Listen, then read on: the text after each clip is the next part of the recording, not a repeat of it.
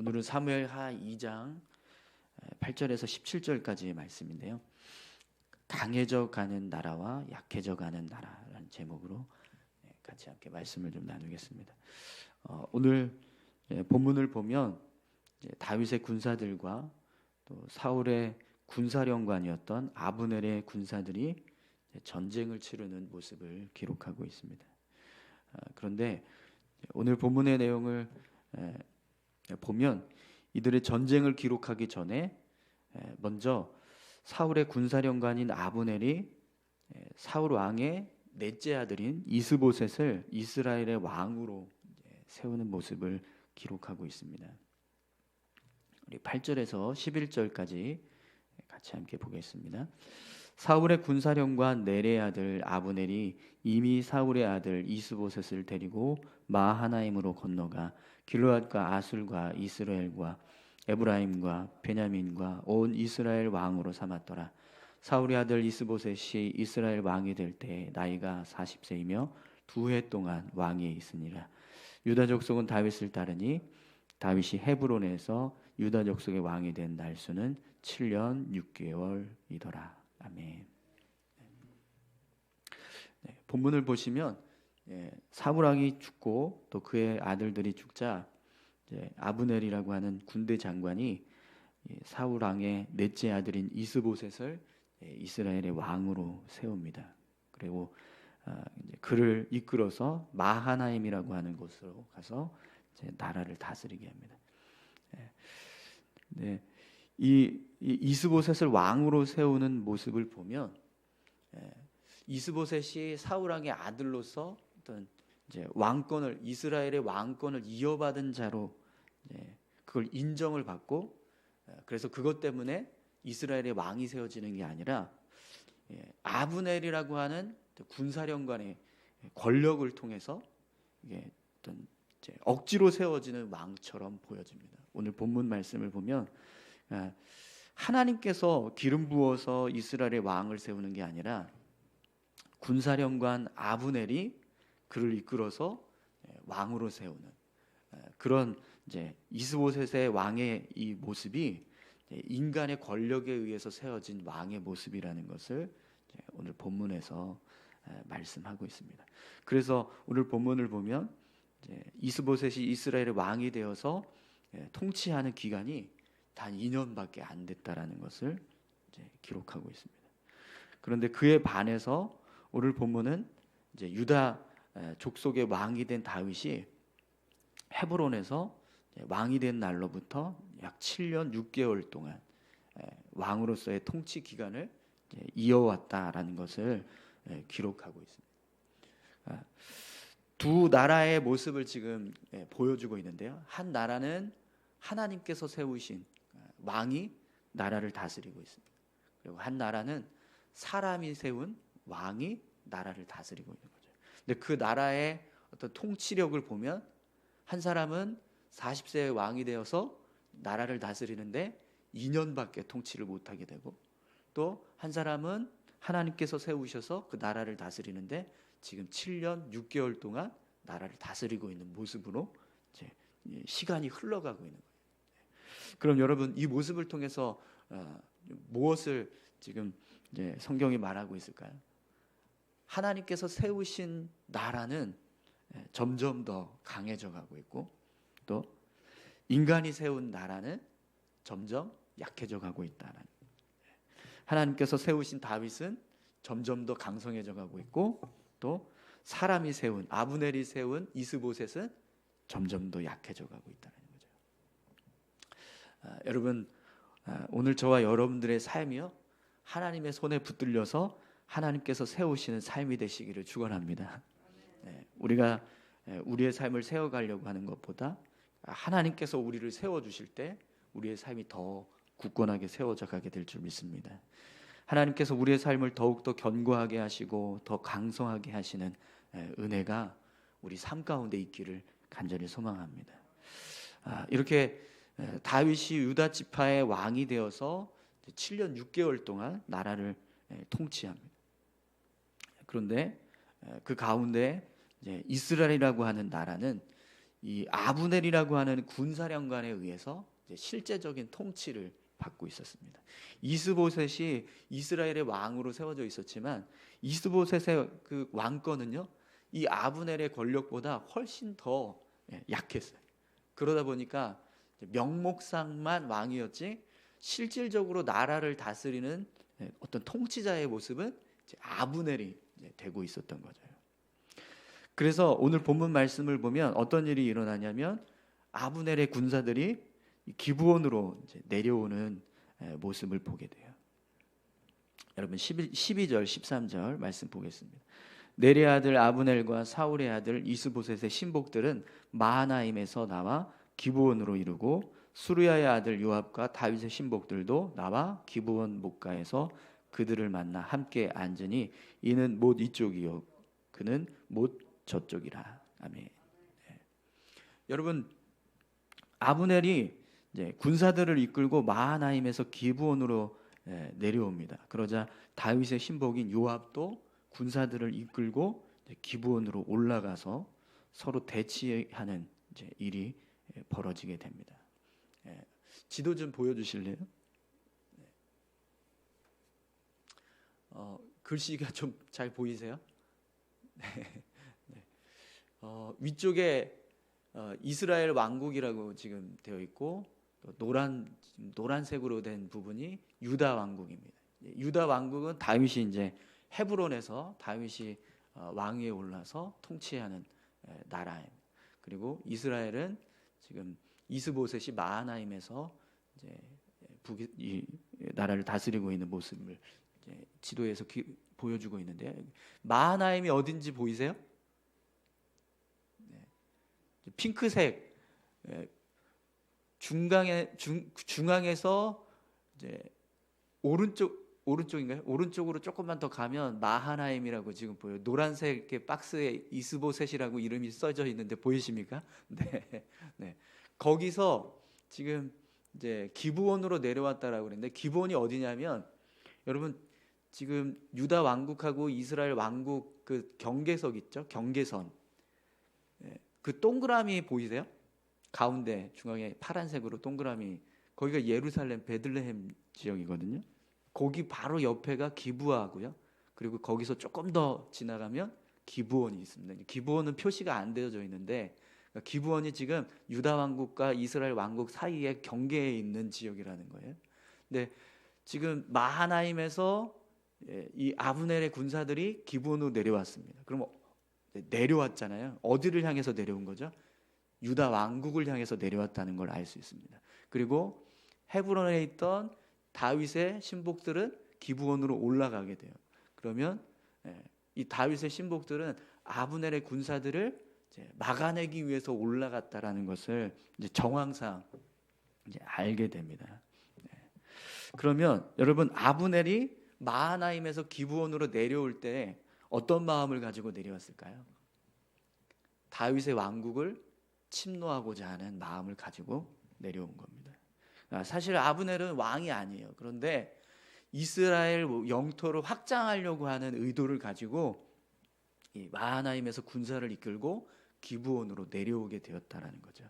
네, 이제 불 켜주셔도 됩니다. 네. 그래서 이제 오늘 본문 말씀을 보면 다윗의 군사인 요압이 군사들을 이끌고 이제 기브온을 막기 위해서 아브넬을 막기 위해서 기브온으로 이제 올라가게 됩니다. 자, 그리고 전쟁이 벌어지게 되는데 오늘 본문 말씀을 보면 이제 그 전쟁의 내용이 어떤 식으로 진행이 되는가 그 모습을 지금 이제 알려주고 있습니다. 우선 14절에서 16절까지 말씀을 보겠습니다. 아브넬이 요압에게 이르되 원하건대 청년들에게 일어나서 우리 앞에서 겨루게 하자. 요압이 이르되 일어나게 하자 하며 그들이 일어나 그 수대로 나아가니 베냐민과 사울의 아들 이스보셋의 편에 12명이요 다윗의 신복 중에 12명이라 각기 상대방의 머리를 잡고 칼로 상대방의 옆구리를 찌르매 일제히 쓰러진지라. 그러므로 그곳을 헬갓 핫수림이라 일컬었으며 기브온에 있더라. 아멘. 본문을 보면 이 전쟁이 처음에는요 전면전으로 치러지지 않았어요. 이 아브넬이 요압에게 싸움을 제안합니다. 우리 중에서 정예 요원을 몇 명 뽑아서 1대1로 우리 한번 싸워보자. 그래서 여기서 패하면 그 패한 쪽이 물러나는 거다. 이런 식으로 제안을 한 겁니다. 그래서 아브넬 쪽에서도 12명의 군사가 선발이 돼서 나오고, 또 요압 다윗의 군대에서도 12명의 군사들이 선발이 돼서 나오게 돼요. 근데 이 12명이 서로 이제 1대1로 싸움을 하는데, 근데 어떤 일이 벌어졌어요? 각각 서로 머리를 잡고 옆구리를 서로 다 찌른 거예요. 그러니까 동시에 24명이 순식간에 그냥 동시에 쓰러지는 그런 상황이 벌어진 겁니다. 얼마나 잔인하게 서로 그 죽고 죽이는 상황이 되었는지 그 모습을 우리가 상상할 수 있는데요. 순식간에 그렇게 24명의 사람들이 쓰러지는 그 모습을 보고 오늘 본문은요, 그곳을 헬갓 핫수림이라 이렇게 지금 이름을 붙이게 됩니다. 이 헬갓 핫수림이라고 하는 뜻은요, 칼날의 밭이라는 의미입니다. 칼날의 밭. 이 아브넬의 군사와 요압의 군사들이 서로 이렇게 어떤 적대적인 감정을 가지고 죽고 죽이는 어떤 그 사륙의 모습을 고스란히 표현하고 있는 이름입니다. 그런데 여러분, 분명히 지금 이 전쟁의 모습은요, 하나님이 기뻐하시는 상황이 아닙니다. 왜냐하면 하나님은 사실 다윗을 헤브론으로 보내신 이유가 다른 11지파와 어떤 마찰을 일으키지 않게 하시기 위해서 유다 지파의 왕으로 처음에 등극을 시키게 하신 거였어요. 다윗이 왕으로 세워지는 과정에서 어떤 나머지 사울왕의 어떤 통치를 인정했던 다른 지파들이 다윗과 마찰을 일으켜서 전쟁을 치른다든가 아니면 싸움을 일으켜서 다윗이 어떤 무력에 의해서 다른 나머지 지파들을 다 굴복시키고 이스라엘의 왕이 되게 하는 것, 그걸 하나님은 기뻐하시지 않으셨다는 거예요. 그래서 되도록이면 전쟁을 피하고 평화적으로 왕위를 계승할 수 있도록 다윗을 헤브론으로 보내신 겁니다. 그런데 어떤 일이 벌어졌어요? 이 아브넬이 이스라엘의 왕을 자의적으로 이스보셋을 세워서 나라를 통치하게 합니다. 그리고 권력은 자기가 가지고 있는 거예요. 그런데 그가요, 그냥 나라를 다스리는 정도의 권력이 아니라 그걸 확장시키고자 하는 어떤 의도를 가지고 유다 왕국을 침노하는 일을 지금 하고 있는 겁니다. 그럼 여러분, 그 모습을 보실 때 하나님께서 어떻게 생각하실까요? 당연히 기뻐하시지 않습니다. 아브넬이 지금 가지고 있는 의도를 하나님께서 아신 거죠. 그래서 오늘 이 전쟁에서 승패가 처음에 1차 이 싸움에서 승패가 갈리지 않았어요. 그러니까 어느 쪽이 패하든지 패하는 쪽이 물러나는 거다 이렇게 하고 시작을 했는데 12명이 동시에 그냥 쓰러지는 상황이 되니까 그때서부터는 이제 전면전이 치러지게 됩니다. 아주 치열한 전투가 벌어졌는데 결국 이 전쟁의 승패가 어떻게 갈립니까? 여러분 17절 말씀 보세요. 그날의 싸움이 심히 맹렬하더니 아브넬과 이스라엘 사람들이 다윗의 신복들 앞에서 패하니라. 이 전쟁의 결과가 다윗의 군사들의 승리로 끝나게 됩니다. 그런데 여러분, 이 전쟁의 승패는요, 하나님께서 가르신 거예요. 하나님께서 다윗의 군사들에게 승리를 허락하셨기 때문에 지금 승리하게 된 겁니다. 왜 그렇게 말씀을 드리냐면, 여러분, 이 다윗의 군사들은요, 유다 지파만 속한 사람들입니다. 유다 지파의 사람들이 아무리 많아도 나머지 11지파의 병력과 숫자를 세어린다면 어디가 더 많을까요? 11지파가 속한 군사들이 훨씬 더 많은 숫자를 가지고 왔을 거예요. 그러니까 아브넬이 이끄는 군사들의 병력은 유다지파의 병력, 다윗이 이끄는 군사들의 병력에 비하면 1대 11이 되는 거예요. 그런데 1대 11의 전쟁에서 지금 누가 이겼습니까? 1이 이겼어요. 1이. 다윗의 군사들이 이겼다라는 거죠. 이건 분명히 하나님께서 이 승패의 어떤 이제 결정을 하나님께서 행하셨다라는 것을 우리가 알 수 있습니다. 그러니까 다윗의 군사들이 싸움이 너무 잘해서 아브넬의 군사들을 제압했다 이게 아니라 하나님의 은혜로 이 전쟁의 승패가 갈렸다라는 거예요. 그럼 여러분, 왜 하나님께서 다윗의 군사들에게 승리를 허락하셨을까요? 아브넬이 행하는 일이 하나님 보시기에 악하기 때문입니다. 인간 왕을 자의적으로 자신의 권력에 의해서 세우고 또 그것도 모자라서 이제는 하나님께서 세우신 다윗 왕을 해치려고 하는 그런 의도를 가지고 자신의 땅을 더 넓히려고 하는 그런 야욕을 이제 품게 되니까 하나님께서 그 모습을 징계하셨다는 거예요. 특별히 여러분, 하나님께서 우리가 우리 출애굽기, 민수기 앞에서 우리 모세오경에 대해서 말씀을 우리가 작년에도 이렇게 쭉 봤었지만 레위기 말씀도 보고 하나님이 제일 싫어하시는 것 중에 하나가 뭐였냐면 같은 민족 안에서 전쟁이 일어나는 거예요. 이스라엘 백성 안에서 서로 형제끼리 싸우지 마라. 절대로 싸우지 말라 그렇게 말씀하셨거든요. 그래서 사실은 다윗을 헤브론으로 보내신 거예요. 다른 지파들하고 싸우지 않게 하시려고. 근데 지금 아브넬은 지금 어떤 일을 하고 있는 거예요? 같은 민족끼리 전쟁을 치르는 일을 하고 있다는 거죠. 근데 오늘 본문은 분명하게 아브넬이 먼저 전쟁을 제안하고 전쟁을 하려고 내려왔고 또 싸움을 제안하고 있는 모습을 기록하고 있습니다. 하나님이 그 모습을 보고 계신다는 거예요. 그래서 하나님께서 이 전쟁의 승패도 아브넬이 아닌 다윗의 군사들에게 이제 허락하셨다라는 것을 알게 되는 거죠. 여러분, 하나님 앞에서 어떤 하나님이 기뻐하시는 일들을 행할 때 그 결과는요 분명히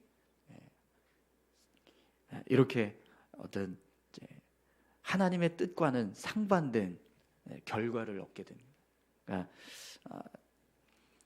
하나님이 원하시는 일들을 하면 하나님께서는 그 일을 축복하셔서 더 잘 되게 하시는 거예요. 그러나 반대로 하나님이 기뻐하시지 않는 일들을 하면 결국에는 하나님께서 그 일을 막으시고 또 실패하게 하신다라는 거죠. 아브넬이 욕심을 가지고 유다 왕국을 침노하려고 했던 이 악한 일에 대해서 하나님은 용납하시지 않았다라는 겁니다. 사랑하는 성도 여러분, 오늘 저와 여러분들이요 하나님 보시기에 합당한 모습으로 삶을 살아가시기를 바랍니다. 하나님께서 기뻐하시는 일을 하시려고 힘쓰십시오. 나의 어떤 유익을 위해서 삶을 살아갈 때 하나님이 기뻐하시는 모습으로 살아가는, 그러면 그것이 어떤 내 유익을 세우기 위한 일이라고 할지라도 분명 하나님은요 기뻐하실 겁니다. 그러나 내가 아무리 원하는 것, 내가 소원하는 것이라고 해도 그것이 하나님의 방식과 상반되거나 하나님이 기뻐하시는 모습이 아니라면 하나님은요 절대로 그것을 허락하지 않는다는 겁니다. 오늘 저와 여러분들의 삶이요 하나님의 뜻을 따라서 하나님이 기뻐하시는 모습으로 삶을 살아가는 그런 믿음의 삶이 되시기를 소망합니다. 우리의 행위가 하나님 보시기에 악하면 그 모습은 절대로 하나님이 기뻐하시지 않습니다. 그리고 그 일은 어떤 방식으로든지 하나님께서 막으시는 거예요. 그러나 하나님이 기뻐하시는 일을 하면 하나님은요 어떤 방식으로든지 그 일을 축복하시고 또 그 일을 세워가게 하실 줄 믿습니다. 오늘 그 믿음을 가지고 우리가 하나님 앞에서 바로 서가는 바른 삶을 살아가는 그런 귀한 삶이 되시기를 축원합니다. 우리 다 같이 함께 기도하시겠습니다.